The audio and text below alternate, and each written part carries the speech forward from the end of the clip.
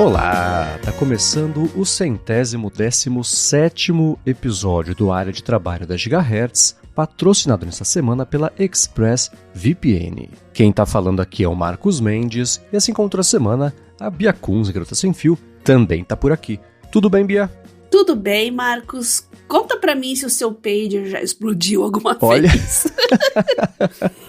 Notícias vindas direto de 1996. Poxa, Então... Eu nem lembrava da existência de pagers, mas essa semana eles viraram notícia, né? O mais chocante é saber que ainda existem pagers, né? E diante dessa notícia de ontem aí, essa semana, para quem não acompanhou, aí teve uma ação do Mossad contra o Hezbollah, né? Numa ação de inteligência muito impressionante, não se sabe ainda como, mas centenas de pagers foram de alguma forma hackeados ou interceptados ou fizeram alguma coisa para que em dado momento explodissem ao mesmo tempo, né? Eram pagers do Hezbollah. Então, realmente, muito impressionante. Já tem gente perguntando aqui, mas, ai meu Deus, e celular, e pager, explode assim. Não, gente, se você não tem treta com o Mossad, não é o caso, tá? Nem o Galaxy 7, aquele que explodia, lembra? Uhum. Não, mas tirando isso, gente, não tem esse perigo não, mas realmente pagers virem à tona, tô vendo matérias jornalísticas aí tendo que explicar o que é pagers para as novas gerações. Mas você já usou alguma vez pager, Marcos? Não peguei a era dos pagers. Eu lembro que algumas pessoas na escola, sei lá, elas tinham, você via molecada assim, e claro, os adultos era um dos métodos válidos de comunicação, né? Eu lembro que eu ligava e você dizia a mensagem que era pra aparecer no pager da pessoa, você interagir com o ser humano mesmo ali, né? Pra depois exibir o pager pra pessoa, que era ou pra te ligar, uma mensagem rápida, mas ter mesmo eu não tive não. Eu comecei a usar celular no segundo semestre de 1997, eu estava recém-formada, e foi meio acidental, né, porque eu me formei, comecei a montar um consultório, estava fazendo especialização, trabalhando também em outros lugares, então já era mobile total nessa época, estava começando a vida profissional, né, trabalhando em vários lugares, e os celulares estavam começando ainda eram muito caros, né? E o meu pai estava na fila aí da Telepar celular para adquirir. Tinha fila de espera, gente. E para eu colocar uma linha fixa no meu consultório, tinha fila de espera também. Aí eu sei que nesse meio tempo, logo depois que eu me formei, meu pai recebeu a cartinha, dando direito à linha, tal, só que demorou tanto que ele já estava aposentado, né? Aí eu cheguei e falei, pô, pai, já que você não vai usar mais isso aí, dá uma chance pra mim aí, acho que pra mim vai me ajudar, né? Porque vai sair, mesmo tendo que pagar o aparelho, pagar mensalidade, você pagava pra receber chamadas também, olha só que loucura, né? Ainda valia mais a pena do que contratar uma secretária, uma linha fixa, que tinha que esperar também, e colocar lá uma pessoa pra atender telefonemas que raramente viriam, né? Já que eu era recém-formada. Então já de cara foi uma revolução, né, a telefonia móvel para mim. Mas nesse meio tempo também, eu comecei a trabalhar em plantões, em pronto-socorro. Aí em um deles, não foi em 97, foi depois, eu recebi um pager, que eu já tinha terminado a minha especialização, né? Então, pronto-socorro, hospital e pronto-socorro odontológico tinham sempre um clínico geral que ficava lá atendendo e tal. E quando eu precisasse de um especialista, alguma coisa mais séria, mais elaborada, né? Geralmente um cirurgião, um bucomaxilo, um neuro. No meu caso, eu fiz periodontia, patologia, né? Eu tive muita experiência em pronto-socorro, então eu ficava de sobreaviso. Então, por exemplo, sábado e domingo, assim, eu não ficava lá presencialmente esperando, porque raramente aparecia alguém, mas se aparecesse, o pager notificava para eu me dirigir até lá. E é só aquilo, gente. É uma caixinha com uma tela e 2 botõezinhos ali para você avançar as linhas para ler e o botão de liga e desliga. Mais nada. Você não tinha como telefonar de volta.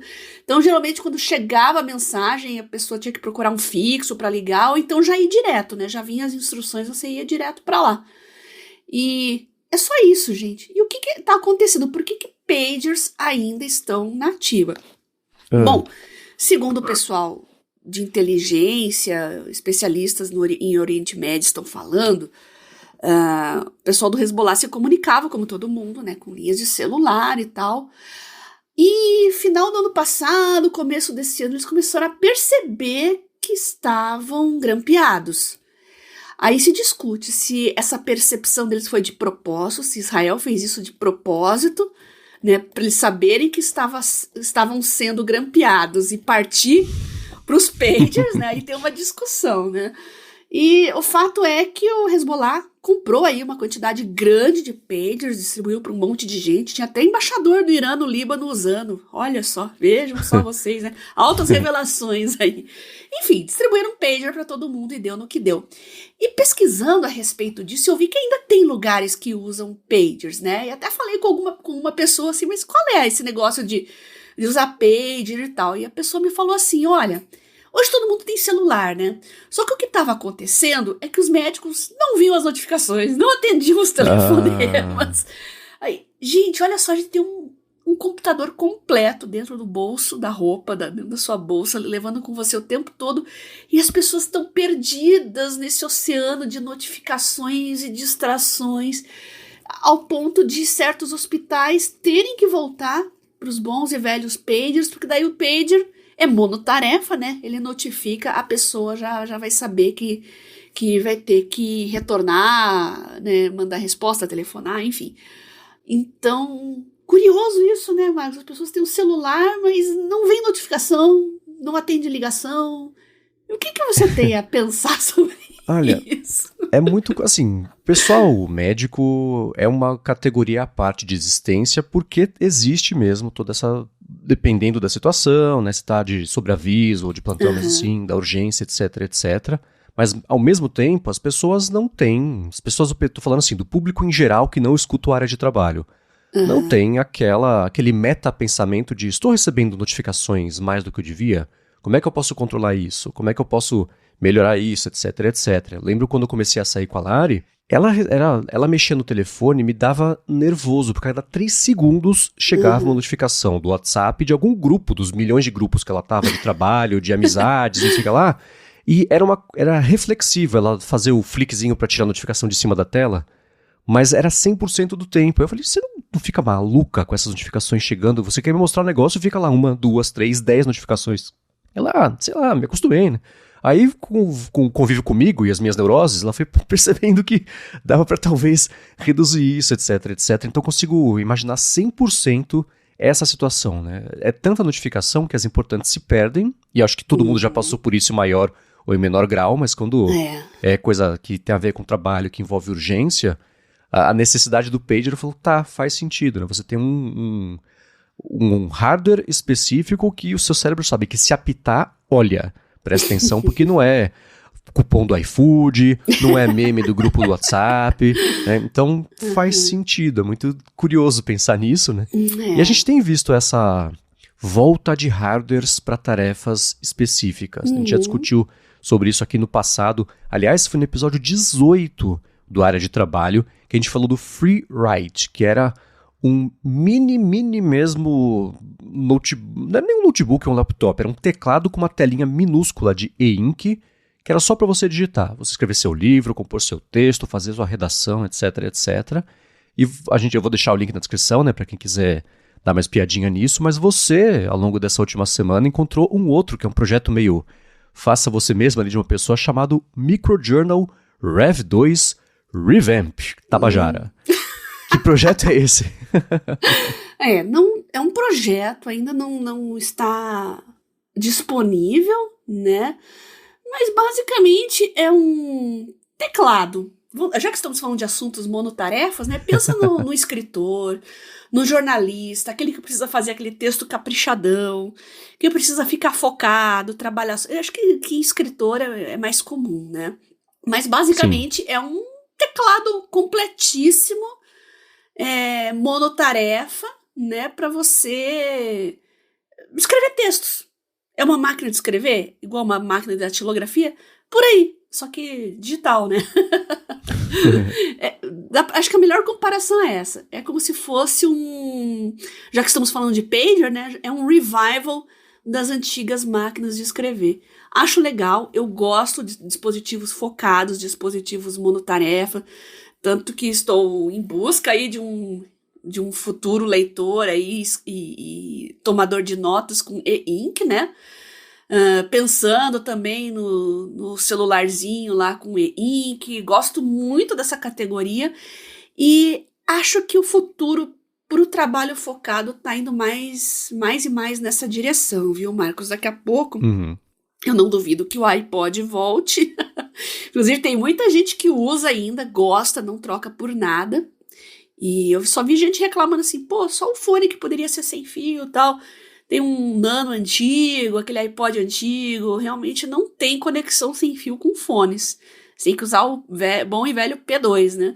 Mas, tirando isso, pô, é legal mesmo pra você ouvir seus podcasts, ouvir uma música, não ficar chegando pilirim, né, te interrompendo, não depender de algoritmos para escolher as músicas para você.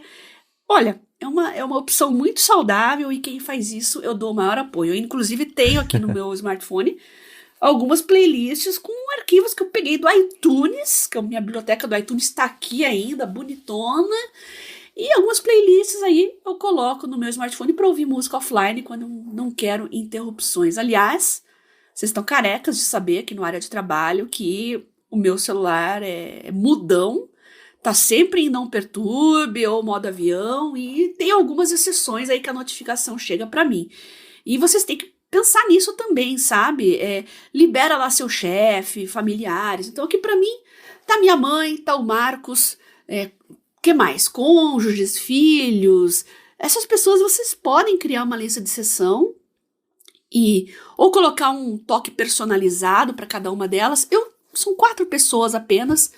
Só minha mãe que tem um som diferente dos demais, porque minha mãe é minha mãe, né? Eu já expliquei aqui também, que se ela ligar 5 vezes e eu não atender, ela tá ligando pro hospital, pro IML, atrás de mim. Então eu já sei que é ela e eu vou lá atendo rapidinho, né? Pra ela não ficar esperando.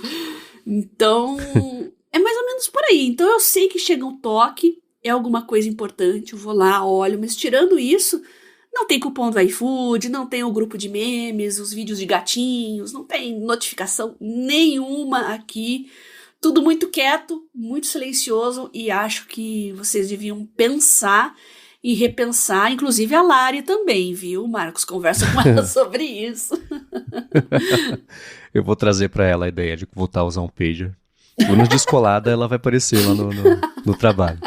Agora, esse produto, na verdade os dois, né? Tanto aquele que a gente trouxe no passado, o FreeWrite, quanto esse microjournal também, eles são conceitos bem interessantes e esse específico, esse microjournal, ele é um Raspberry Pi ali, rodando, ele tem uma tela pequenininha, ele vai custar, quanto que é aqui? $314 se você quiser o modelo que já vem todo montado com teclado e 270 se você quiser uma versão sem o teclado, as teclas mesmo, né, e os switches lá, para que você, quem gosta de fazer o próprio, né, tem aqueles diferentes lá, tem o Cherry, enfim, né. Tá na moda customizar teclas de teclado. Né? E eu acho assim, com tempo livre, orçamento sobrando, eu estaria nessa moda tranquilamente, porque tenho achado bem divertido até por um contato maior agora com um tecladinho macro, que eu posso trazer no próximo episódio sobre o que é isso, a gente falou bastante também no ADT. O lance de ter uma tela pequenininha, eu não sei como é que é o processo de escrever, assim, isso dá para ser usado em várias tarefas. O meu processo de escrever, né, especialmente para os textos do Mac Magazine que saem todo sábado, que são textos mais longos, envolvem muita pesquisa, eu tento sempre ir concatenando pensamentos e fazer referência na frente do que eu escrevi lá no começo, escreve, reescreve, volta, tira, troca. Então, numa tela pequena, que cabe, sei lá, 10, 12 linhas, um parágrafo, eu não sei como é que seria a parte de produtividade de conseguir gerar um texto desse tamanho, né? Porque envolve muito ir e voltar ali. Então, para quem fosse ter um uso para isso, sei lá, um diário, que eu nunca fiz um diário, mas acho que é uma coisa que você escreve mais freestyle mesmo assim, pode até funcionar, né? Acho que produção mesmo de texto ali, para ser um ambiente sem distrações, talvez uma tela um pouco maior possa servir. Uma coisa que eu achei muito legal desse microjournal é que ele tem... Na dobradiça, tem umas rodinhas. E você gira a rodinha para fazer scroll para cima e para baixo do texto. É mecânico ali, traduzido por digital para você interagir. Divertidíssima a ideia. Vai ter link na descrição para quem quiser dar uma espiadinha, mas é um brinquedo legal. Não sei se produziria muitos textos ali, mas certamente se alguém me emprestasse, eu passaria um bom tempo brincando. Vai ter link aqui na descrição. Teclado é um assunto muito interessante, já que a gente está falando de produtividade. A gente pode explorar mais nos próximos episódios aí, falar de teclados portáteis, teclados completos, teclados mecânicos, tecladinho catamilho de celular, né? Um tempo atrás, aí, estilo BlackBerry.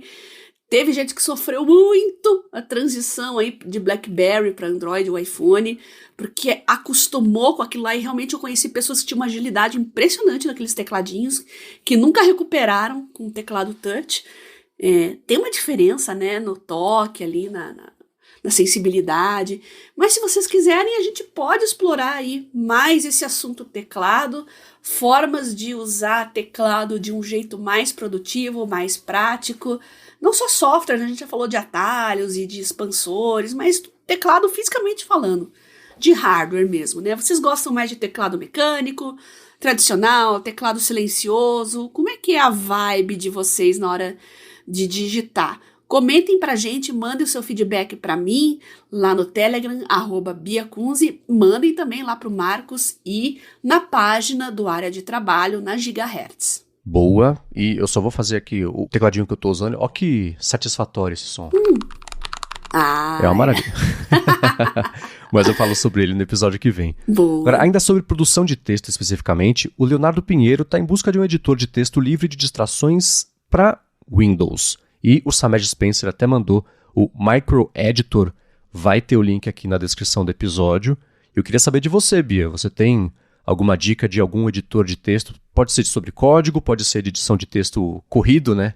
Que tenha uma interface mais limpa, que te faça mergulhar no texto, ao invés de te puxar para fora enquanto você digita.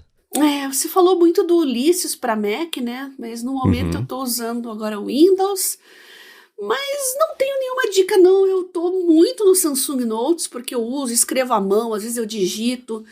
E como ele não é nada online, ele é offline mesmo, eu posso deixar os dispositivos aqui todos desligados, né, com a conexão desligada. Não faço isso porque eu realmente sou bem focada e eu tô mais no Samsung Notes mesmo, no momento. Beleza. Quem tiver dicas, mande pra gente. Eu dei uma procurada. procurada. Tenho curiosidade, Existe um chamado Sublime Text 3. Eu encontrei um outro também chamado Typora. Eu vou deixar os links na descrição, mas não testei. Mas eu recomendo, quem depende muito de texto, produz muito texto, tenta encontrar um editor que saia da frente e te deixe concentrar no texto. A Bia falou que eu já falei várias vezes, vou falar de novo do Ulysses, porque para mim é a ferramenta perfeita. Ele em tela cheia fica uma tela, eu deixo ela preta, não tem um botão, não tem nada, tem só o texto que eu estou digitando, com o tamanho da fonte, o espaçamento, entre linha, entre letra, parágrafo, tudo certinho do jeito que eu prefiro, para me concentrar no texto, e é uma maravilha. Até assim, interface no Word que tem aquele ribbon em cima, né? Tem o bold, eu não sei o que, a corzinha. Isso distrai, não tem jeito. Se você tem qualquer coisa que não é o que você está fazendo, prestando atenção na tela, tem 1% do seu cérebro ali, você nem percebe, mas tá focando ali, tá te roubando o processamento cerebral para você concentrar. Então vale a pena investir nisso. Eu falo assim, o Ulysses é pago, e eu pago. É a assinatura que eu tenho, que eu pago mais tranquilamente, é essa. E para quem tiver dicas de coisas assim para Windows, ou para Mac também, alternativas a Ulysses, né, pra galera do Mac, mande pra gente, porque eu acho que esse é o tipo de dica mais poderosa que a gente pode dar aqui, porque aumenta mesmo a produtividade. Muito bem. Agora, uma notícia que eu vi que você não tinha visto, porque a gente estava falando sobre ela aqui antes da gravação, foi do Instagram. A gente fala bastante aqui sobre Instagram e jovens e aquilo tudo. Tem toda uma pressão regulatória não só nos Estados Unidos, mas no mundo inteiro, né? E de pressão não regulatória, mas social também, para o Instagram, principalmente, fazer algo para tentar, da melhor forma possível, preservar ou ajudar a preservar a saúde mental de jovens. E eles deram um primeiro passo, que a gente pode discutir aqui, que é a conta de adolescentes. Vai acontecer o seguinte: para menor de 16 anos, vai vir tudo ligado por padrão e só vai poder ser desligado por um pai, mãe responsável. E tem que ver o detalhe de como é que isso vai ser implementado, né? Mas o que vai vir ligado? A conta vai ser privada por padrão, vai existir função de monitoramento, então o responsável, pai, mãe, vai poder ver ficar sabendo quais são as outras contas com a qual a criança está interagindo. Eles vão implementar também uma pausa de notificação das 10 da noite até as 7 da manhã para promover sono, né? Para não ficar distraindo ali na hora de dormir, apesar de eu achar esse horário já... Na China tem um lance desse, eu acho que com o TikTok chinês, isso, que eu não vou tentar arriscar o nome. Né, que eles não...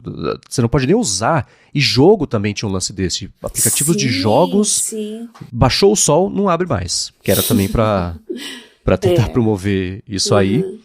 E isso vai entrar em vigor a partir de janeiro. E aí isso é de 16 para baixo, né? Quem tem 17, e vai depender da maioridade ali dos países, mas aí... tem a opção de vem ligado por padrão, mas aí a própria jovem pode escolher se ela quer ou não que essas coisas fiquem ligadas. Então tem 2 categorias de controles de contas para adolescentes. Eles vão implementar isso aí a partir de janeiro. E eu quero saber, Bia, e aí? Olha, já é um começo. Não sei como é que isso vai ser na prática. Eu tenho minhas dúvidas, porque não tem uma feature que eu acho que seria mais importante, que é o limite de tempo por dia. Você só pode usar 1 hora por dia. Depois o app não... Então, num período de 24 horas, não é da meia-noite até a outra meia-noite. Não, é no intervalo de 24 horas, 1 hora de uso apenas, tá? Eu acho que o maior problema não é nem as notificações, sabe? Como essa ideia aí das contas de adolescentes estão falando, né? Eu acho que é o tempo de uso. Porque não precisa notificar, gente. Ele já tá lá o dia inteiro com o nariz grudado na tela mesmo. Então, essa é a minha dúvida. Mas não dá pra gente falar nada, porque ainda não tá valendo. E então, quando começar, e a gente começar a notar resultados e comentários dos próprios adolescentes, a gente vai ter uma ideia se o caminho é esse ou não. Eu fico curioso pra ver essa implementação. O diabo tá nos detalhes, né? Isso é um clichê por um motivo, né? Então, vamos ver como é que isso vai se desdobrar. E também, resultado, isso é uma parte da solução do problema. Limitar sem instruir, sem educar, você não adianta nada. Né? Você só cria um atrito maior e um estresse maior e você polariza ainda mais uma situação que já é difícil de conversar. Né? Mas o fato deles estarem querendo fazer alguma coisa, tem um jeito cético de entender que assim, eles estão só cobrindo o próprio traseiro porque eles sabem que se não fizerem isso, eles vão ser obrigados, não vão fazer o mínimo necessário possível para falar que estão querendo fazer alguma coisa. Esse é um jeito de olhar para a situação. O outro jeito vamos tentar, vamos ver o que acontece. Pode acontecer nada, pode não mudar em nada isso, e seria uma infelicidade. Eu imagino que isso vai gerar muito estresse entre famílias em que existe já algum tipo de estresse, porque, sei lá, o filho tem conversa com as más influências, que na verdade não são más influências, mas que entendem melhor o filho do que às vezes os próprios pais, porque existe ali algum tipo de estresse. Então, é uma coisa que sempre entra na conversa. Assim, o caso clássico, né? A filha é gay, o filho é gay e os pais não aceitam, então não vou deixar conversar com outros gays, porque não, vai... Essas situações que a gente sabe que acontecem, né? Então, nesse caso... Você ter um pai ou uma mãe ou um responsável de olho com todo mundo com quem a criança está conversando pode não ser a melhor situação para resolver o problema pelo qual a criança está passando, que é essa situação de não estar sendo aceita. Existem muitas questões aí, muitos casos, os edge cases, que aí quando você soma todos eles, é uma parcela significativa de usuários e usuárias, né? Então eu fico pensando nesses casos como é que vai ser. Se você tem algum tipo de experiência com esse tipo de situação, manda pra gente, até pra gente poder compartilhar também e a gente saber melhor e trazer melhor também isso aí pra vocês. Mas tá aí, o link sobre essa matéria vai estar na descrição do episódio. Eu quero seguir em frente aqui, Bia. Lembra que eu trouxe a dica que vocês deram do Poll há algum tempo? Que é aquela plataforma de você interagir com múltiplos LLMs ao mesmo tempo e tem uma assinatura, etc. Você compara. Junto disso, acho que foi na semana passada ou retrasada, eu falei sobre o Sabiá. O Sabiá 3, na verdade, é o modelo mais atual da Maritá, que é uma empresa brasileira, fazendo um modelo customizado para o Brasil. E o Daniel Saraiva falou que é desenvolvedor faz 20 anos já, agora estuda Ciências Contábeis na Uninove. Ele também é ouvinte de podcast IA Sob Controle, que eu faço lá para a Alura. E ele segue, com as ferramentas de IA, aumentei ainda mais a produtividade, mas senti falta do Sabiá 3 no Poll. Ele falou que retornou à vida acadêmica, apesar de boas notas, senti dificuldade em aprender como antes. E até queria saber de você, Bia, dica de técnica de estudo, coisa assim. Sobre o Poll e o Sabiá, eu vou dizer o seguinte, eu conversei com o Hugo, da Maritaka, e ele falou, nossa, tá aí, hein? Então pode ser, a gente falou do Paul, etc. Então pode ser que por conta da sua pergunta, Daniel, vá parar lá no Paul o Sabiá, vamos ver o que acontece. Se isso rolar, os créditos são seus. Mas sobre dica de estudo, a gente já abordou muito aqui ao longo de múltiplos episódios, eu posso deixar alguns aqui na descrição do episódio, mas ao longo dos últimos meses, com a volta às aulas, estudos, etc., você tem feito alguma adaptação, alguma novidade que você quer trazer aqui pra gente? Ou segue como é que tá, porque se tá funcionando, não vou mexer? Eu já tô compartilhando bastante coisa nas lives lá que eu tô fazendo, de Work and Study with Me, né? O pessoal vê eu estudando, trabalhando, as telas ali, o que eu tô fazendo também. E o pessoal manda dúvidas ali no chat, pode deixar nos comentários se você chegar no vídeo depois, não tem problema, não precisa ser ao vivo. Mas eu tô preparando aqui, já tô redigindo assim um apanhadão de dicas, né, de estudo. Tô fazendo aos poucos porque à medida que eu tô estudando e fazendo minhas coisas, eu lembro e vou lá e adiciono dicas novas, né? Então, bem dica de o que funciona, o que não funciona, baseado na minha experiência, tá? E dicas de estudo baseado em evidências também, né? Porque eu já comentei aqui, ficar pintando texto, sabe que isso não funciona, né? Então tem coisas que funcionam e que não funcionam.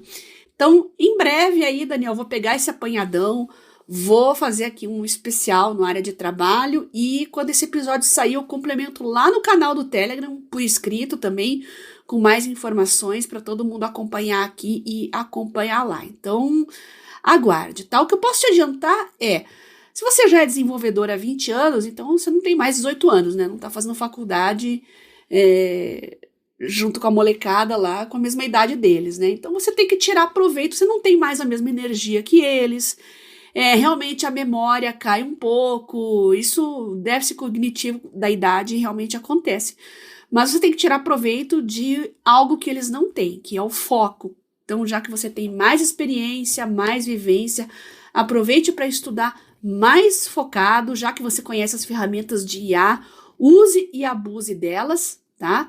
E mais dicas mais pra frente eu prometo que vou trazer, tá bom? Maravilha. E seguindo aqui com os follow-ups, a gente falou algumas vezes sobre o OneDrive, né? Que é uma das todas as nuvens que você usa, né, Bia? Sim! E o Leonardo Pinheiro falou uma coisa que deixou... Se eu usasse o OneDrive, eu ficaria preocupado. Ele falou que ele usa até o OneDrive, mas ele corrompe arquivos. Ele falou que já fez vários testes, encontrou no Reddit também mais gente relatando a mesma coisa. Aí ele segue, eu sofri isso agora há pouco com uma planilha que eu uso no trabalho e ela aparece agora com 0 bytes. Eu uso um app de Windows chamado StableBit Cloud Drive, e acho que isso parece ser a solução aí para o problema, e ele cria um drive no seu provedor de nuvem. Ele falou que depois de testar muito o Google Drive e o OneDrive, aprendi que eles corrompem mesmo, não confio mais, o Dropbox não corrompe nada na experiência dele. Se alguém quiser ler sobre isso, né, como o Dropbox armazena arquivos, ele deixou um link aqui que eu vou deixar na descrição e falou que é bem parecido com os armazéns de objetos, então AWS S3 e similares também. Nossa, isso me deixou bem chocada quando eu vi essa mensagem. Eu fui atrás da internet e realmente vi relatos, né, de pessoas dizendo sobre arquivos corrompidos, em especial arquivos do Office, né, da própria Microsoft. Olha só que esquisito, né? Nunca aconteceu comigo, eu tive sorte. Eu não uso nenhum serviço além do Folder Sync, que eu já falei aqui, que é para manter minhas pastas offline e no OneDrive, a cada alteração que eu faço nos arquivos, né, para ter sempre sincronizado em todos os dispositivos. Então, talvez, por causa disso, eu não tive nenhum problema. Mas, mesmo assim, eu vou dar uma olhadinha nesse StableBit que você deu a dica e fica a dica para quem usa o OneDrive, né?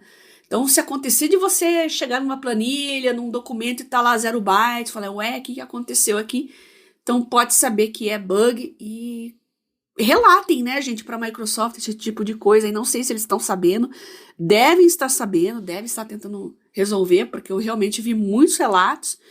Então, todo cuidado é pouco, gente. Nunca deixe uma cópia só do seu arquivo na nuvem, tá? Eu acho que eu, por ser precavida, também nunca fui vítima disso, né? Eu sempre tenho cópias em vários lugares.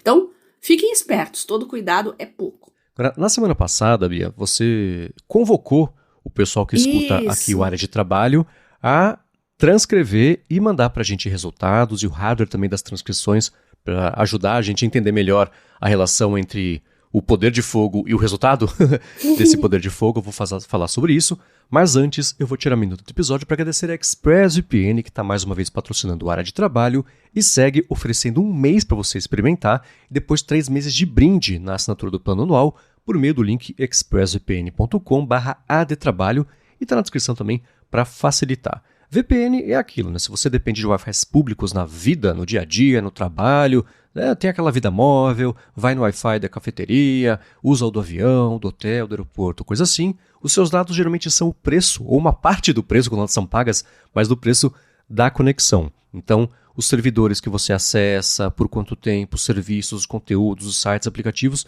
isso tudo é coletado para depois análise, você vai saber o que acontece, né? Mas com o ExpressVPN você não deixa os seus dados serem coletados porque fica tudo criptografado, passa tudo pelos canos impenetráveis e nem a ExpressVPN sabe o que você está fazendo e o que eles armazenam de dados fica em memória RAM, que eles limpam, então não tem mesmo como alguém vir e pedir para saber o que estava acontecendo, claro, salvo se você fizer muita bobagem, aí a lei vai bater na sua porta, né? Mas tirando essa parte que eu sei que não é aqui dos ouvintes da área de trabalho, para você conhecer melhor e ver como é fácil você instalar no seu PC, no seu telefone, no tablet, na TV, dependendo do modelo, no roteador de casa, se você quiser, e ver como eles investem muito em velocidade, estabilidade da conexão, para você mesmo usando uma VPN e dando uma volta maior aí com seus dados, você não perder em qualidade para streaming, principalmente isso é muito importante, você vai lá em expressvpn.com/adtrabalho. E falando em streaming, se você assina o Max, por exemplo, e usa ExpressVPN para se conectar no Japão, ou na Holanda, ou na Alemanha, ou nos Estados Unidos, você vê o catálogo desses países que é diferente do que tem aqui no Brasil, então tem mais conteúdos, tem conteúdos diferentes, filmes diferentes que você pode assistir. O contrário também, se você está viajando, quer ver uma coisa que só tem no Brasil, liga ExpressVPN, roteia pelo Brasil e pronto, você assiste a esse conteúdo. Então, mais uma vez, expressvpn.com/adtrabalho para testar por 1 mês de graça e depois, se você assinar o plano anual, ao final desses 12, testou por 1, aí você usa por 12 e você recebe 3 ainda de lambuja por meio do link que está na descrição aqui do episódio. Muito obrigado a ExpressVPN pelo patrocínio de mais esse episódio do Área de Trabalho e pelo apoio a toda a Gigahertz. Recentemente aconteceram algumas coisas aí, então muita gente conheceu o VPN, nunca tinha usado na vida, né? E gostou da experiência, não só pela segurança, mas também por acessar conteúdos de outros países, coisas que você não tinha acesso, e até os anúncios, né? Como eu já tinha falado várias vezes aqui, o pessoal retornou para mim e falou, realmente, até a qualidade dos anúncios melhorou, né? Eu tô acessando lá dos Países Baixos, não tem loja golpista, não tem anúncio de loja golpista.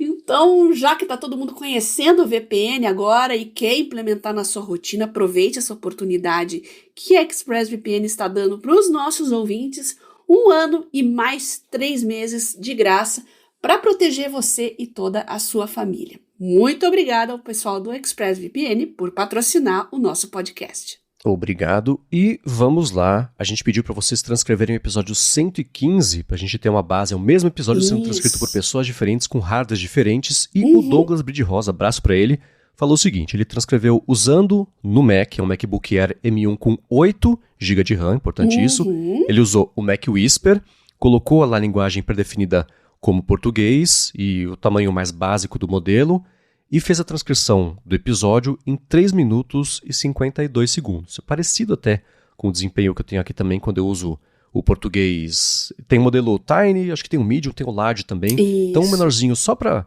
A precisão reduz bastante, tá?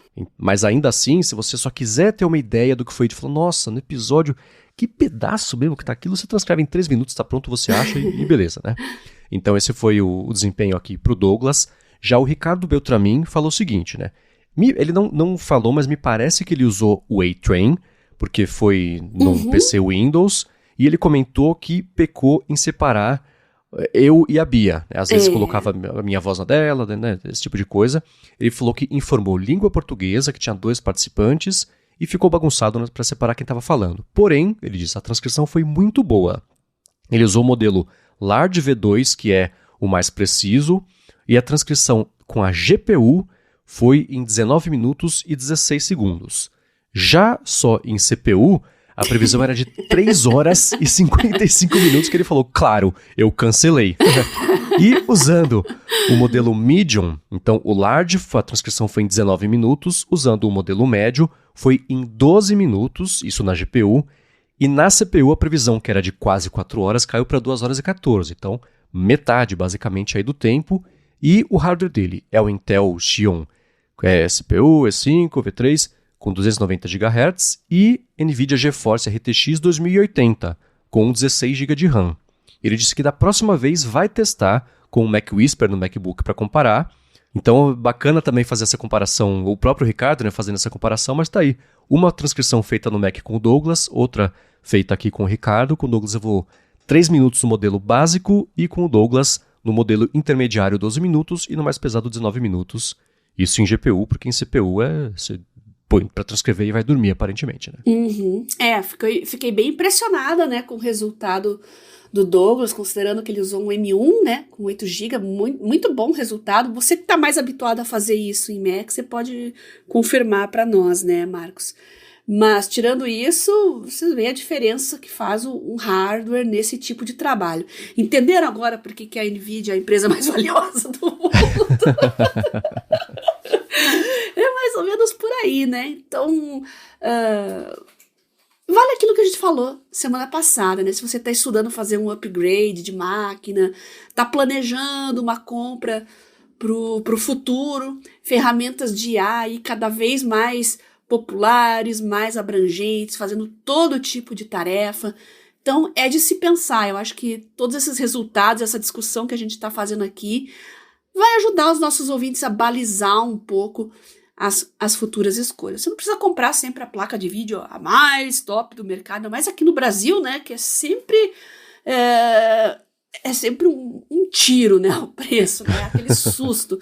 Então você pode pegar uma intermediária ali que já vai fazer uma diferença grande, né, usa ali o que está dentro do seu orçamento, mas planeje com calma o seu upgrade para ter uma máquina bem ajeitadinha com as suas necessidades. Exatamente, e só para base de comparação, o que eu tenho aqui é um Mac com o chip M2 Pro na verdade tem 16 GB de RAM. O que influencia isso? Ele tem um núcleo a mais de CPU, ele tem, em comparação com o M2 normal, ele tem 16 núcleos também de GPU, tem as Neural Engines, Processing Units lá também são 16, isso vai para toda a linha de M2, né? Para dizer o quê? Quando eu acabei de fazer uma transcrição em inglês, usando o modelo maior, de um áudio de 1 hora, e ele fez isso em 5 minutos e 56 segundos. Então, tá nessa base, né? Para fazer parecido até com o que o Douglas passou também, então tá meio por aí, né? Agora sigam mandando pra gente em gigahertz.fm/feedback, mandem isso, né? Usei o episódio 115 para ter isso de base para todo mundo, fala qual foi o programa, o modelo que vocês usaram, o hardware e quanto tempo, que isso pode ir ajudando a gente a encontrar essas particularidades, né? Continue mandando. Boa. Agora, Bia, eu vi que você mandou para mim uma coisa que eu achei bem interessante, que foi teste de QI de diferentes modelos de LLMs, incluindo o novo da OpenAI, que é o OpenAI O1. Para quem não viu, eles lançaram na semana passada esse modelo que fazia tempo que estava um rumor, ele tinha um codinome Strawberry, e o que ele faz basicamente é pensar sozinho por mais tempo. Eu vou usar termos antropomorfizando aqui, eu sei que as pessoas não gostam, mas vamos simplificar a vida, né? Pensar por mais tempo antes de responder para você a pergunta que você fez, e enquanto ele está pensando, você pode abrir uma abinha e ele mostra o passo a passo do que ele está pensando. E a gente tinha falado sobre Chain of Thought há muito tempo, né? Aquele jeito de você fazer prompts encadeando uma coisa na outra para facilitar esse processamento. E ele faz isso, ele deixa você ver ali o passo a passo pelo qual ele está passando. E a OpenAI falou, isso aqui, o nosso objetivo é que seja usado para processamento de dados de pesquisa, para coisas envolvendo matemática, o que não precise de uma resposta mais imediata, que seria as consultas que a gente faz no dia a dia, né? Escuta, é melhor falar desse jeito ou desse jeito? Vê esse texto aqui. Então, coisas que envolvem mesmo um pouco mais, eu vou chamar aqui de raciocínio. Está disponível só para quem assina o ChatGPT Plus. Eu fiz alguns testes, Eu testei com o Connections do New York Times, que você tem 16 palavras, são grupos de 4, você tem que intuir qual que é o grupo para... Enfim, né? É bem divertido. E ele conseguiu resolver em 96 segundos, ele mostra ali, né? 96 segundos. E, enfim, tem outros testes que dá para fazer. E pintou esse teste de QI. Né? E ele ficou bem à frente ali do bololô de todo o resto dos LLMs, né? Uhum. Fiquei bem impressionada também com os resultados, né? Imagina ali uma curva, né, de QI, de distribuição normal, aquela curva de sino, né? Onde a média é 100 e a maioria tá toda emboladinha ali na rampinha ali entre 80, 90, lá na rabeirinha, lá o chapeuzinho de burro da turma, acho que é o Claude 3, né? Não tô enxergando bem porque tá pequenininho ali. É o 3 Opus Vision. É o 3 Opus e realmente o destaque ali do novo modelo do OpenAI, realmente, Marcos, tá me convencendo aí, eu acho que eu vou pegar o GPT Pro aí, assinar por um tempo para conhecer melhor esse modelo, porque, eu tenho curiosidade a respeito de alguns assuntos, de discutir uns papers mais elaborados, e eu percebo que os modelos atuais eles só vão até certo ponto, né? Eles pegam informação aqui e ali, bate tudo ali na batedeira e te entrega, mas eu queria que ele fizesse inferências mais espertas, né? Eu tô esperando aparecer alguma coisa assim para assinar um modelo, e acho que o O1, pelo jeito, vai ser o vencedor. Então, você assinando, Marcos, conta pra gente aí os seus resultados. Eu com certeza vou atualizar vocês aqui também, mas bem legal essa comparação aí da galera numa curva de QI, né? É bem interessante mesmo, foi engraçado ver. E esse modelo, o que tá lá para trás é o Vision, o Claude 3 Opus. Lembrando que a Anthropic tem o 3,5, que é... o Opus era para ser o maior. Aí eles fizeram o 3,5 Sonnet, que era intermediário. Ele acabou ultrapassando até o Opus em desempenho. Isso também dá para ver na própria curva aqui, né? Que ele tá basicamente em segundo lugar, empatado ali com o GPT-O, né? O Vision também. Então é interessante isso. E esse modelo novo, eu estava especialmente curioso para saber as suas impressões, porque ele parece ter esse foco mesmo. Eles falam, por exemplo, em vídeos da OpenAI, sobre usar esse modelo para agilizar, acelerar, otimizar descoberta de medicamentos, desenvolvimento de medicamentos. Entrevistam uma profissional dessa área também. Isso me lembrou, e eu vou deixar na descrição do episódio, um episódio recente do Possible Podcast. Ele é do Reid Hoffman, que é um dos cofundadores do LinkedIn, e ele tem esse episódio que tenta falar sobre IA de um jeito mais... Ele fala assim, pessimismo tem em todo lugar. Vamos partir da premissa de que vai dar certo. Se der certo, pode dar muito certo, inclusive nessa área. Ele entrevistou a Daphne Koller, que é uma cientista especializada em desenvolvimento de medicamentos, e ela fala sobre o uso de IA para isso como pode otimizar muito, porque ela fala, tem aquela frase de que o primeiro remédio custa 50 bilhões de dólares para fazer, o segundo custa 30 centavos, né? Isso. E esses 50 bilhões de dólares, vai me corrigindo, Bia, mas a impressão que eu tive é que ela falou o seguinte, o que é muito caro é o processo até você iniciar o teste com humanos. Porque o que acontece? Dos 50 bilhões, 45 bilhões está aí. E pode acontecer de, em algum momento do processo, lá no começo, uma informaçãozinha ter sido interpretada errada, desenvolvida errado, e desencarrilha, sei lá se existe essa palavra, todo o processo. Aí você chega no teste com um humano e dá errado. Você fala, putz, aí volta pro zero gasto, o dinheiro de novo. Né? E ela fala, é nesse tipo de coisa, nessas etapas, que a IA pode encurtar esse tempo, porque ela pode te impedir de ir em becos sem saída e desperdiçar um caminhão de dinheiro meio a troco de nada. Aí eu juntei isso com o GPT, o chat, não, é OpenAI O1, vai ser difícil acostumar que era tudo GPT, agora é OpenAI O1. É nesse tipo de coisa que me parece que eles querem ter mais apelo, que eles querem otimizar, e se der certo mesmo, pode ser muito promissor e interessante. Né? Por incrível que pareça, né, atualmente a descoberta de novas biomoléculas ou já existentes para determinadas patologias, em outras patologias, é muito tentativa e erro, e é por isso que é tão caro, porque você tem que ter bala na agulha ali, sabendo que esse dinheiro pode ir para o lixo, né? Então, por isso que esses remédios de última geração são tão caros. Agora, eu sinto falta ainda de ferramentas, assim, por exemplo, você tem ali um medicamento novo que o FDA aprovou para determinado câncer, né? Aí vou eu lá pesquisando, poxa, tem alguns outros tipos de câncer que atuam ali, são genes, grupos de genes parecidos, mecanismos genéticos e epigenéticos muito parecidos. Será que eu posso tentar essa biomolécula para esse outro câncer aqui, que só tem alguns medicamentos, a taxa de sucesso ainda não tá boa? Então é nisso que tá faltando e é nisso que o novo modelo da OpenAI tá prometendo. Tentei todos os modelos atuais, mas as respostas sempre foram bem decepcionantes para mim.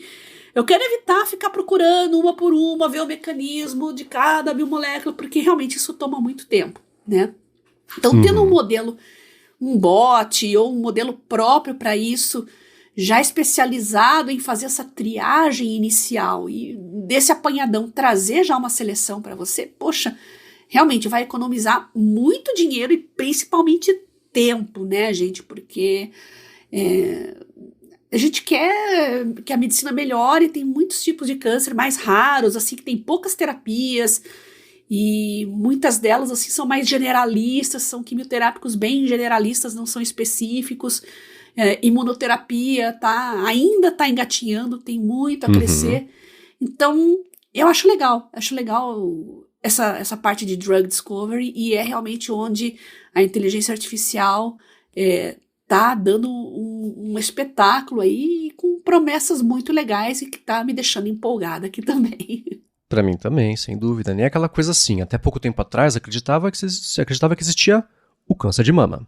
Sim. Agora, sabe que existem diferentes tipos de câncer e diferentes biotipos respondem de um jeito diferente, a molécula diferente, medicamento diferente para câncer diferente. Então dá para ir desmembrando e acelerando esse tipo de investigação. Infarto, a mesma coisa, né? As enzimas lá, marcadores bioquímicos para cada biotipo diferente, se o medicamento vai ser eficiente ou não, né? Então ela comenta sobre isso, né? E ela... Foi engraçado, né? Foi curioso que ela falando sobre... no computador tá tudo dando certinho e tal, você testa com o humano, aí dá errado, né? Acho que esse é o exemplo mais claro de sim. No meu computador funciona, né? Que é o clichê de suporte, de TI, etc, programação, né? Então foi um exemplo meio de vida real disso aí.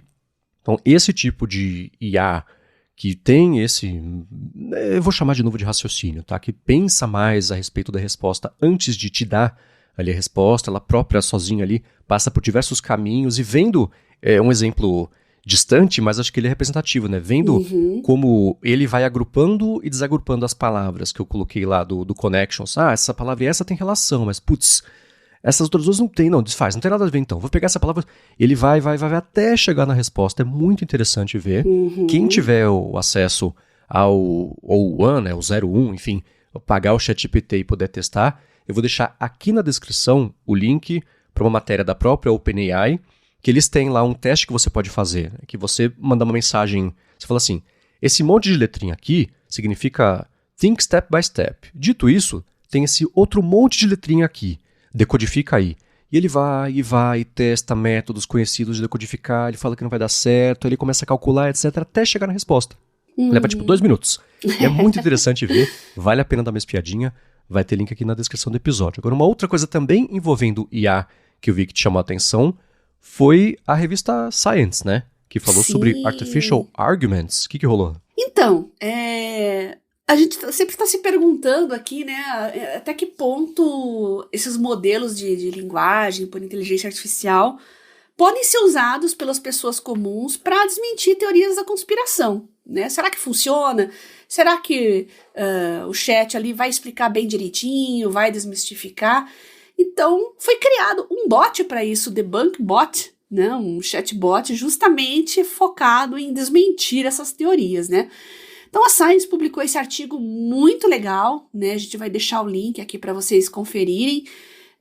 Usaram mais de 2.000 participantes e o resultado foi que esse bot reduziu em 20% a adesão a crenças falsas e perdurando, né, essa impressão, esse resultado na pessoa por até 2 meses. Então, é um resultado bom, bastante promissor, e a mim chamou muita atenção porque mostra um pouco aquilo que a gente já tinha discutido aqui do Dan Ariely, aquele envolvimento emocional, aquela ligação de repertório de vida, de percepções pessoais, mas principalmente o emocional, mostra que ele não é a única variável nesse balaio de informações que são as teorias conspiratórias. Então, tá aí uma nova arma contra desinformação, principalmente na área científica, e eu achei muito interessante, porque a gente, esse negócio de confiar no divulgador científico, às vezes ele não tem a empatia que o usuário leigo quer,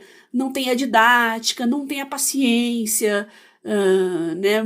E é uma queixa muito comum do divulgador científico, a respeito de divulgador científico, é que eles são arrogantes e se acham muito e fazem troça de quem não entende das coisas como eles. Então esse é um problema bem sério em divulgação científica, e tá aí, né? Nada como uma ferramenta neutra, né?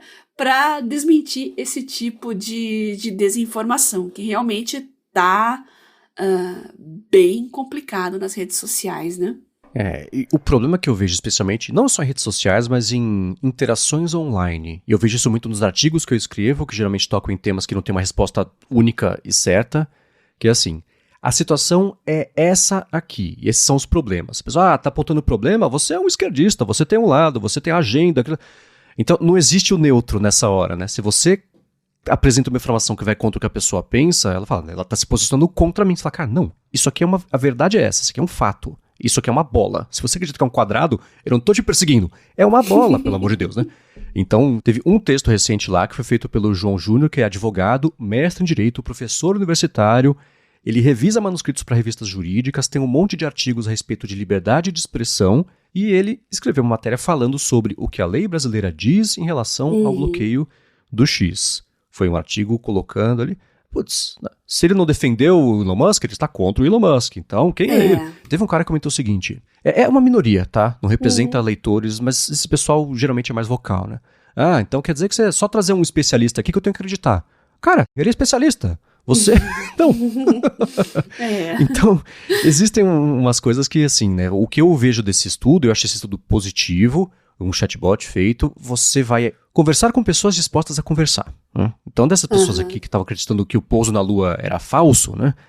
É difícil você argumentar com quem vai achar que se você está colocando uma coisa que vai contra o que ela pensa, você está atacando a pessoa, né? Quero pensar quantas dessas 2.000 pessoas, especialmente as que tiveram, que foram convencidas da realidade, né? Quantas estavam dispostas já desde o começo a fazer isso e quantas falam, não, se você está falando que na verdade foi de verdade é porque você é um esquerdista, marxista, comunista, taxista. É difícil, né? Mas a gente vai deixar, claro, o link na descrição aqui e é um experimento, é interessante. Os resultados são muito bons, né? De quantas pessoas ele conseguiu ter um impacto e a duração aí desse impacto, super interessante, vale a pena ficar de olho. E eu espero que mais estudos pintem a respeito disso para a gente poder entender melhor como desarmar isso de que se você contrariar com um fato, você na verdade está contra a pessoa e não, quando você está na verdade só falando o que é, né? Que o céu é azul, não tem como ir ao redor disso, né? Engraçado, né? As pessoas têm a sua convicção ideológica, né? E elas não raciocinam um assunto totalmente à parte, por exemplo... Vamos falar de terapias, né? Vamos falar da área da saúde mesmo, né? Parece que se ela é de direita, ela tem que acreditar em certas coisas, e se ela é de esquerda, ela é obrigada a acreditar em outras coisas que não tem nada a ver uma com a outra, né? Então, por isso que é importante a gente tentar ser neutro, né? Não importa a minha convicção, né? Se você for ver minhas redes lá, eu sigo todos os espectros ideológicos, justamente porque eu gosto de montar a minha argumentação, entender o que todos os lados falam também. Óbvio que aqueles bem biruleibe das ideias, seja de que lado for, pelo bem da minha saúde mental, eu não sigo, bloqueio, mas é importante ver os argumentos de todos os lados, porque eu construo um repertório meu melhor também. E não adianta, gente, eu não vou de combo, tá? Combo de ideologia. Se você acredita no político tal, você tem que ser contra aborto, daí coloca um monte de coisa assim, aborto, arma, tem um combo de coisas que você é obrigado a apoiar ou refutar, enfim. Então tem que fugir desse tipo de coisa, e acho legal que ferramentas como os chatbots estejam aí para isso. Claro que o pessoal mais maluco, disseminador, aquele que tá no Zap o dia inteiro lá, não vai ter efeito nele. Mas a maioria são pessoas normais que não têm acesso à informação e realmente não sabem o que pensar, porque vem a tia que fala isso, o grupo que fala aquilo, aí ele vê a televisão, vê o jornal, fala outra coisa, ele fica perdido realmente. Então, conversar com o chatbot, né, para esse tipo de usuário, realmente traz uma resposta boa. Agora, Bia, teve uma outra matéria que você mandou para mim nessa semana, também com um outro tema que eu acho que é um pouco menos espinhento, enfim, é uma palavra, né? Falando sobre igualdade artificial, um risco para a educação, e a matéria explora, né? O subtítulo é: o que acontece quando a maioria faz uso de uma IA para realizar suas atividades laborais? E no caso de estudantes, quando os trabalhos passam a ser produzidos com o apoio de uma IA generativa. O que te chamou a atenção nesse artigo? O que ele explora? Parece que a gente está voltando lá nos tempos da Wikipédia, né? Que a Wikipédia ia acabar com os estudantes e os trabalhos escolares. Eu me sentia entrando numa DeLorean voltando no tempo, porque todas essas discussões voltaram, né? Agora, o que acontece é que as IAs generativas não é simplesmente jogar informação lá e pesquisar, né? Então, exige um pouco mais de conhecimento prévio, de repertório, senão os resultados vão ser ruins.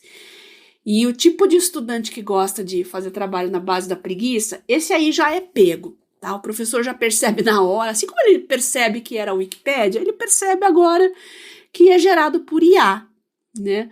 Então, o bom e velho copiar e colar continua mais firme do que nunca, mas mostra que, diferente dos tempos da Wikipédia, do surgimento do Google, a moçada aí precisa ser educada, né, em todas as classes sociais precisa ter uma educação voltada para essas ferramentas, tá? Isso aí já é realidade, tá? As formas de estudar estão mudando, as formas de aprender estão mudando, a velocidade com que novas descobertas, novas tecnologias chegam é muito rápida.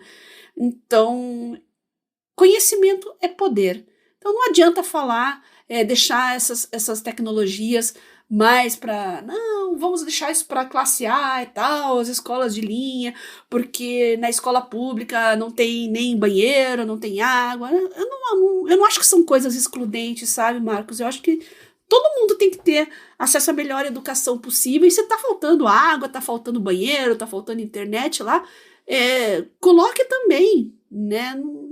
Não gosto de separar por classe social o acesso a determinadas ferramentas. Eu acho que realmente tem que democratizar para todo mundo, tá? Então também tem um pouquinho aí de viés dos professores, alguns, como eles não gostam dessas ferramentas, eles acabam influenciando negativamente os estudantes. Ixi, eu acho que a gente está numa fase muito confusa, viu, Marcos? Não sei o que você entende. E esse artigo me deixou um pouco confusa a respeito disso também. Mas eu concordo quando ele diz que apenas alunos de escolas de elite, né, vão ter acesso a essas tecnologias. Esse realmente é um problema, já está acontecendo. E não adianta a gente ficar eternamente falando lá da escolinha rural, né, da coleta de esgoto, de colocar água, de colocar internet, sabe? Parece que eles merecem menos que os outros. Não gosto desse tipo de coisa. Essa segunda parte da discussão, e na verdade eu não sou editor, tá? Eu sou o redator, mas eu achei que o trabalho do editor ou da editora dessa matéria específica tá diferente do que diz o texto, que é o centro da questão. Isso. O título e o subtítulo falam sobre a questão, o fator lição de casa Wikipedia, né? Se você tiver bons alunos e alunos ruins, e os ruins usarem o GPT, e aí vai ficar todo mundo meio parecido, pasteuriza, como é que você diferencia? Essa discussão é isso, ela já existe há 60 anos com outras ferramentas. A discussão que eu acho que é muito importante e interessante é a que está no texto, que fala sobre essa disparidade de ferramentas de acesso entre escolas ou de pessoas, alunos, alunas, com mais recursos e menos recursos. Isso sim é uma discussão muito interessante e eles falam, né, como é que a aplicação da inteligência artificial na educação pode criar ainda mais desigualdade, especialmente por conta de classe social, diferente acesso a ferramentas e coisas assim, porque a IA pode oferecer recurso mais avançado, mas tem o risco de só quem tem mais grana, tendo uma escola mais rica, poder ter acesso a essas tecnologias e, além disso, tem esse uso da IA que pode reduzir a primeira parte que está no título, né? A gente lá no IA Sob Controle conversou não faz muito tempo com o Jérôme Pesante, que ele era o diretor, era o VP de inteligência artificial da Meta, passou anos por lá e saiu faz uns anos para criar justamente uma espécie de escola de fundação, de instituto, de tutores de IA para ajudar no ensino. E a gente perguntou exatamente isso. O uso de IA não pode exacerbar ainda mais a diferença entre uma escola e alunos com grana e uma escola e alunos sem grana? E eu vou deixar o link na descrição para a entrevista completa, que ela é muito interessante, mas o que ele diz basicamente é sim. E aí, o que tem de diferença é que as ferramentas que vão passar a aparecer, existe a necessidade delas serem adequadas para diferentes tipos de realidade, de necessidade. Ele fala assim, cara, tem um monte de curso de Stanford que você faz de graça. Você faz? Não. Tá lá. Por quê? Porque o curso tá em inglês, porque eles... Então ele fala assim, o que tem que acontecer, e isso exige um trabalho, mas que ele acredita que vai acontecer, e ele tá falando um pouco de blá da empresa dele que ela propõe de fazer isso, é você ter basicamente a didática adaptada para usar IA para trazer o conhecimento para diferentes níveis de grana e etc. Então ele fala que produtos feitos para a elite global não vão ser eficazes para todo mundo, né? Porque se você tem esse curso de Stanford, se você for colocar numa escola sem recursos, em inglês, não vai adiantar nada. Então o que ele fala é o que tem que passar a acontecer, e aí vai caber a cada empresa fazer isso, não vai vir naturalmente, é adaptar as ferramentas para poder trazer isso para diferentes realidades. Ele acredita que isso vai acontecer, porque existem empresas que nascem todo dia com esse tipo de propósito, mas esse é o trabalho, isso vai ter que acontecer. Naturalmente não vai acontecer, e aí bate no risco apontado pela própria matéria da Folha, né?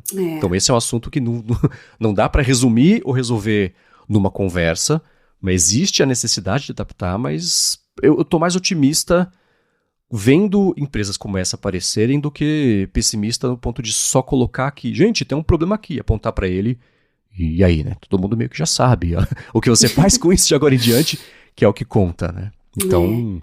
Eu estou mais otimista, mas não estou ignorando que esse problema existe, é real e tem sim o risco de aumentar ainda mais a disparidade. E mesmo no universo só de escolas públicas, a gente já tem essas disparidades, né? Por um lado, você tem escolas que não têm o mínimo para oferecer para os alunos, né? E por outro lado, você tem institutos federais, por exemplo, inclusive na faculdade de programação, de tecnologia, de ciência da computação, pessoal que vai estudar programação, quem teve ali uma base mais forte no Instituto Federal, alguns já têm até pré-cálculo, tem cursinhos aprende algumas linguagens de programação, esse pessoal vai muito bem depois. Só que parece que eu vejo isso, pelo menos que eu tomei conhecimento, que me falaram muito no interior de São Paulo, sabe? Eu não vejo tanto isso fora do Brasil. Então, nesse caso aí, os institutos federais dos grandes centros urbanos ainda estão um passo à frente. Então, tem que também dar um jeito nessa disparidade aí dentro das escolas públicas. Exatamente, e é claro que se vocês têm impressões sobre isso, experiências sobre isso principalmente, né, mandem pra gente poder trazer aqui e seguir complementando esse assunto, porque ele é, além de ser interessante, ele é importante, né? Nós estamos aqui não um zoológico, vamos dizer de fora, não. Ele é importante, a gente espera poder contribuir de alguma forma. E se você, ouvinte nosso, estudou numa escola pública que teve um reforço maior em matemática, em exatas, programação, conta pra gente como é que foi a sua experiência, como é que isso impactou na escolha da sua profissão, se foi uma experiência positiva, negativa, a gente quer saber. Comente com a gente, nós vamos aguardar o seu feedback com carinho. Exatamente. E uma boa notícia envolvendo IA, ou promissora talvez, é que o MEC autorizou a criação do curso de graduação em Inteligência Artificial e Engenharia de Software lá na UFPR, né, em Jandaia do Sul. Isso, o UFPR, eu estudo na UFPR aqui no campus de Curitiba, no Centro Politécnico, e o campus de Jandaia do Sul não é aqui na capital, tá? Eu acho que uns 400 quilômetros daqui, mais ou menos, lá perto de Arapongas. Então, é um campus do interior. Acho isso muito legal, porque quem quer mudar de cidade, às vezes para viajar, tá no interior, não quer ir até Curitiba ou alguma outra capital. Ter um campus aí de interior para atender o pessoal do interior também. Então, tá aí. curso de graduação em Inteligência Artificial e Engenharia de Software. Muito legal. E já vai ter esse ano, hein? Quem vai fazer Enem esse ano já vai ter a opção aí para entrar em 2025. Muito legal. Exato. Quem mandou esse link, perguntou se a gente tinha visto, foi o professor Adolfo Neto. Um abraço para ele. E essa oferta vai ter 30 vagas, turno integral, e vai durar 4 anos e meio a graduação. E também vai ter link na descrição aqui. Vai que você que está escutando passa a fazer esse curso. Você vem depois aqui conversar com a gente a respeito dele. Né? Exatamente. Agora, para a gente encerrar aqui o episódio, a gente vai entrar numa sequência sobre... A gente deu uma pincelada nisso algumas vezes, mas acho que explodiu nessas últimas 2 semanas com o Google lançando uma função no Notebook LM, que a gente já conversa sobre o que é, que transforma estudos em podcasts, basicamente. A gente tinha conversado na semana passada, ou retrasada, sobre o Google Illuminate, que fazia isso com artigos científicos, que ainda está em beta, só em inglês. Você consegue nem subir os artigos ainda, tem os que estão lá no site, se você ainda está na lista de espera. Eu falei sobre, por exemplo, o Recast, que faz isso com qualquer arquivo que você mande. Até o Daniel Saraiva falou só em inglês. Por enquanto, só em inglês. Ele transforma também em podcasts em inglês. A gente falou sobre a Eleven Labs, que tem também um aplicativo que você sobe textos e ela transforma numa conversa gerada por voz. Mesma coisa, voz de IA fazendo uma conversa e simplificando o tema para você aprender. E o Valdir mandou pra gente a dica do canal do Cloudson, e ele tem um nome excelente do canal que é Filho da Nuvem, muito bom, o Cloudson ser o Filho da Nuvem. Legal. E ele está fazendo o Audioletter.ai, vai ter o link do vídeo dele explicando o que é o Audioletter, e também o link para a ferramenta que ele está lançando, que essa aqui é para newsletter. Então tem muita newsletter, todo mundo recebe newsletter o tempo inteiro, todo dia, etc. Ele criou a ferramenta para você consumir as newsletters como um podcast, e vai ter o link aqui. Mas o foco que eu queria dar para essa... Tem um monte de dica, tá? Mas o foco é o Notebook LM, que eu vi que interessou muito a você, né, Bia? Pois não é novidade esse tipo de serviço, que é você criar ali um GPT baseado no material que você fornece. Inclusive, eu já tinha dado a dica, né, de usar suas anotações e tal. Tive resultados medianos, né? Tem muito serviço que oferece ali opções gratuitas e pagas, mas as gratuitas são muito limitadas, algumas até intrusivas, falam toda hora para você assinar, eu desisti, falei, não, muito chato esse troço aqui, não quero. Mas parece que o Google acho que matou todo mundo agora, todos esses serviços aí, porque ele disponibilizou o Notebook LM, já está aí de forma experimental há algum tempinho, e eu comecei a usar. Né? Já que eu tinha um assunto para estudar, que eu tinha capítulos de livros que eu queria revisar alguns conceitos, no caso de imunobásica, que para eu ir para matéria mais avançada de imuno, estou revisando os conceitos básicos. Então joguei lá 2 capítulos, foi muito legal estudar conversando e tirando dúvidas e perguntando e fazendo associações usando só os capítulos do meu livro, né? Isso que é legal, a única fonte são os capítulos do meu livro. Porque é aquele negócio, né, gente? Às vezes você coloca para ele usar a web como referência, ele dá umas viajadas, fala coisa errada, faz associações equivocadas, vamos dizer assim, porque ele pega sites ruins. Às vezes nada contra os médicos que têm os seus sites que fazem divulgação científica, mas às vezes ele faz um bololô de informação ali, pega coisa empírica e apresenta como se fosse dado científico, então não é por aí, né? Mas quando você controla ali a sua base de dados e quer conversar só com ela, o resultado realmente é muito bom. Agora, a bruxaria, Marcos, veio depois que eu estudei os assuntos ali, eu consegui fazer drops, assim, as informações que eu achei mais importantes, ele separa como se fosse post-its, assim, eu consigo salvar para consultar de novo mais tarde, gostei muito disso. Agora, a parte de gerar um podcast baseado nos assuntos que você estudou, né? Eu não estava muito otimista, vamos ver isso aqui, né? Eu estava esperando aquela voz robótica do Google. E aí o meu queixo caiu. Você quer colocar um trechinho aqui para o pessoal ouvir? Vamos podcast sobre imunologia básica? O primeiro minutinho aí só. All right, everybody, get ready, because today we are going deep inside you. Inside. Well, inside the fascinating world of the innate immune system. Think of it as your own personal bodyguard, always on high alert and ready to fight off invaders 24/7. I like that, a bodyguard. We'll be exploring excerpts from A Boss Basic Immunology, specifically chapters 4 and 5, focusing on how our body... Então, gente, você vê que tem até piadinhas involuntárias ali, né? Ela fala, vamos entrar profundamente em você, né? E a voz masculina, profundamente. Eu fiquei, assim, chocada com a naturalidade da voz gerada, dos locutores falando, deles interagindo, né, usando, e eles deram mais destaque para as coisas que eu realmente mais consultei. Eu tô sem palavras, não sei o que falar a respeito disso, porque tô impressionada. Só tem inglês por enquanto, então apesar de todo o meu material base estar em português, o podcast gerado foi em inglês, bem preciso, bem dentro do esperado, mais até do que o esperado. Então idiomas não é problema, mas a gente vai aguardar aparecer os podcasts em português, né? Que aí realmente vai ser aquele soco no estômago. Esse notebook LM, o Google anunciou, acho que foi na Google I.O. do ano passado, eles lançaram em junho, até chamava Project Tailwind, foi anunciado como um codinome mesmo, o Google adora codinomes, né?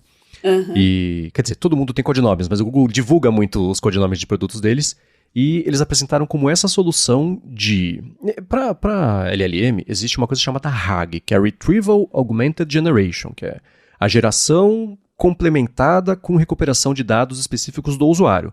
Então, bem basicamente, o que acontece? Você manda o prompt e esse prompt faz com que o LLM busque em arquivos complementares, não o que está no treinamento dele, não no que está na web, mas num banco de dados próprio. Controlado. Isso que é o mais importante. Exatamente, né? Ele encontra nesses arquivos complementares as informações que são relevantes para a pergunta que você fez, empacota isso tudo, e aí sim ele vai processar e te traz a resposta, né? Então, mas isso é um processo que exige um certo conhecimento, desenvolvimento, você tem que ter o banco, etc. Ele não é tão simples quanto só interagir com o LLM. O que o Google fez aqui, e a OpenAI, a gente tinha falado, os GPTs customizados, eu falei, você sobe arquivo e o arquivo faz... É isso, é basicamente isso que eles faziam, mas ainda assim, era só para quem pagava, e o que esse notebook LM faz é simplificar ainda mais esse processo. Então é você interagir com o LLM só com base nos documentos que você subir para aquele notebook específico. Então isso tudo que a Bia comentou, que foi a experiência dela, é o exemplo perfeito de como funciona, né? Você vai interagindo, resume, conversa só com o que está lá, ele não pesquisa na web, ele não pesquisa na memória de bilhões de parâmetros dele, não, é só o que está lá. E isso reduz, não elimina, mas reduz muito a chance de alucinação, de ele falar alguma bobagem, de interpretar alguma coisa errada, de misturar assuntos e temas. E aí faz o quê? Umas 2 semanas eles lançaram essa funcionalidade de transformar em podcast. E voltem e observem como a naturalidade da conversa tá, eu falei agora, né? Isso, eles têm essas coisinhas, esses vícios vocais, eles trazem pro modelo, né? Eles fazem o modelo falar não perfeitamente, porque é isso que dá a humanidade. Isso. Uma hora o cara fala, uma coisa é tipo essas coisinhas assim que trazem a naturalidade. E o que é irônico, lembra há uns bons 4 anos, quando o Google apresentou uma ligação telefônica que era um bot querendo marcar, acho que cortar cabelo, sei lá. Lembro. Que foi o maior caos, porque toda a discussão ética que é válida a respeito da pessoa achar que está falando com um humano e o robô ficar na dúvida para fingir que era um ser humano, etc. É a mesma coisa. Só que hoje em dia a gente está entendendo as aplicações disso e a gente até entende que uma fala que tenha 5% de insegurança e 2% de confusão, mas ainda assim mantém a eloquência, sabe o que está falando, ela é muito... A gente entende melhor do que uma fala robótica dita perfeitamente com a gramática correta, assim fica chato, né? Então é muito interessante ver diferentes plataformas e ferramentas achando jeitos diferentes de trazer esse mesmo benefício, e esse Google LM, a hora que chegar em português, vai ser uma festa para quem está aqui no Brasil e depende disso para conseguir interagir. Mas mesmo, você falou, né, Bia, você usou material em português e ele gerou uma coisa em inglês que eu, como um leigo disso que você colocou ali, assim, eu acreditei em tudo e fez sentido para mim. Você me disse se eles acertaram, erraram em maior e menor grau ali os detalhes. Não, tá perfeito. Mas, então, zero é muito informação equivocada, impressionante. Pois é. Bom, justamente porque ele usou o livro, né? As informações do livro. Então, a questão foi costurar, selecionar o que falar, gerar a fala e dar naturalidade. Esse é o X da questão. E simplificar, imunologia não é um tema tão fácil, né, de você, não é impenetrável, mas você tem que saber do que está falando para entender o que está sendo dito, né? Uhum. E eles simplificaram, não simplificou. Gente, imagina uma bexiguinha. E não foi assim, né? Muito interessante. Muito legal. Então, eu fiz prints aqui, gerei o podcast, o Marcos, não sei se você está compartilhando os prints, eu vou jogar lá no meu grupo, no Garota Sem Fio, à noite, depois que o podcast já sair. O pessoal estiver ouvindo vai poder conferir lá os prints, eu vou colocar o podcast gerado também lá no canal, né? Vou comentar nos grupos, vou aguardar as opiniões de vocês. Eu acho que tem que conferir, tem que ver para crer, né? Ter uma ideia de como que é a dinâmica do negócio. E aguardo as opiniões de vocês. A gente vai falar aí mais sobre estudo, técnicas de estudo. Já tem umas mensagens chegando, assim, como é que eu faço para estudar assuntos muito difíceis? Realmente, acho que isso é um problema, né? Quando você tem muita dificuldade em determinada matéria, em determinado tema. Como fazer para atacar esse tema, né? E desmistificar ele de uma vez. Prometo que eu vou preparar um material sobre isso, tá? Já que eu tô separando aqui técnicas de estudo, tô escrevendo, tô organizando meu material. Então, quem tá pedindo isso, eu já tô colocando aqui na minha listinha, tá bom? Mas com certeza, o Notebook LM vai ajudar nisso. Eu já tô até colocando aqui também, porque ele é ótimo como vocês puderam ver, né? Já que o Marcos também ouviu ali sobre imunologia básica, entendeu bem. Então, pegar um assunto complicado e transformar numa coisa compreensível. Isso realmente é bem desafiador. Bastante. Eu vou deixar assim na descrição aqui também o link as imagens, mas o áudio para você conferir na íntegra vai estar lá no grupo. E Bia, se eu quiser entrar nesse grupo do Telegram, como é que eu faço? Então, manda uma mensagem para mim lá na @BiaKunze, que eu mando um apanhadão para vocês ali com Produtividade Móvel, o Mundo Sem Fio e o link do meu canal, que agora tem comentários também, então eu faço os posts, vocês já podem comentar em seguida. Tá tudo em privado por causa de spam, né? Então, por isso que eu peço para vocês mandarem a mensagem para mim no @BiaKunze, que é rapidinho. Eu tenho ali um expansor de texto, né? Eu uso o Text Expander ali, pum! Já você fala assim, Bia, manda os links para mim, eu já sei do que você tá falando. Então, rapidinho chega lá para vocês. Maravilha, pessoal, para achar os links de tudo, e tem link pra caramba nessa semana que a gente comentou ao longo do episódio, vai em gigahertz.fm/adtrabalho/117 ou dá mais piada nas notas aqui do episódio também. Quero agradecer a ExpressVPN pelo patrocínio do episódio de hoje, a vocês que mandam os feedbacks, as perguntas, que interagem com a gente por meio do gigahertz.fm/feedback para complementar e trazer mais informações, mais dicas, mais aplicativos toda semana, a vocês que deixam reviews, avaliações, especialmente quem recomenda também o podcast para a gente ainda poder descobrir, chegar e passar a acompanhar por aqui semana após semana como ser mais produtivo, produtiva, e a você, Bia, por justamente semana após semana ajudar a gente a ter essa vida cada vez mais produtiva. Eu que agradeço a você, Marcos, pelo convite para participar desse projeto maravilhoso, os nossos patrocinadores que estão viabilizando ele e vocês, ouvintes, que estão mandando dicas, sugestões, comentários, estão participando das minhas lives lá de estudo. Então eu tô com um projeto chamado Work and Study With Me, diariamente à noite, quase todos os dias da semana. Tem um calendário lá no canal, direitinho, explicando como você faz para participar, para acessar. Então vocês podem participar desse projeto se vocês querem adquirir o hábito de ser mais focado no trabalho e nos estudos, tá bom? Aguardo vocês e não se esqueçam de me mandar também mensagens no Twitter, que está voltando hoje, eu tô vendo aqui agora, nessa manhã, parece que ele tá voltando ao normal. Então, além do Telegram, @BiaKunze, vocês podem mandar também lá no Twitter, @Garota Sem Fio. Boa, para falar comigo, MVC Mendes lá no Instagram e no Threads também. Apresento por aqui o A Fonte e a área de transferência. Apresento para a Lura o IA sob controle. E escrevo todo sábado pro Mac Magazine, no último fim de semana, um texto chamado O Último iPhone Pro. E por que eu acho que, na verdade, nesse ano que a Apple fez foi tentar fazer o iPhone não Pro ficar bastante interessante para quem tem um iPhone Pro mais velhinho, mas não quer gastar dinheiro. Vai ter link na descrição. Não quer gastar dinheiro. Vocês entenderam, né? Vai ter link na descrição. Obrigado mais uma vez pela audiência de vocês e a gente volta na quarta que vem. Beijoca sem fio a todos e até semana que vem.